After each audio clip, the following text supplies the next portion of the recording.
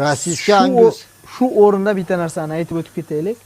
Sug'orish bo'yicha qisqacha ma'lumot. Ba'zi bir akalarimiz mana uni o'zini qotirishyapti. Novvoslar shuni burnini tiqib monetadan sindirib olinyapti.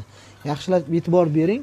Bu yerda armaturadan ikki qator qilib to'qib, bu tomonga bitta lis qo'yib, O'rtasiga lis qo'yiladi. ha, mana buni qaranglar. Umuman qilt etmaydi.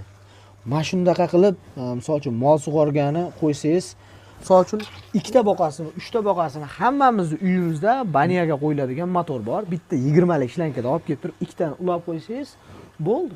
Hech qanaqa muammo yo'q. Bu molga 2 paqir, 3 paqir yugurib kelib sug'orib, sug'orib, ya'ni keyin misol uchun ozgina bor-ku o'g'illar. Misol uchun bir paqir olib kelgandan keyin ichib turib, ikkinchi paqirga keldi desa, bir tepib qo'yadi. Yo'q.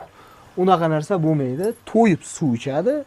Molni o'zgarishi ham zo'r bo'ladi. Ortiqcha Effekti ham zo'r bo'ladi. muammo bo'lmaydi. Shuning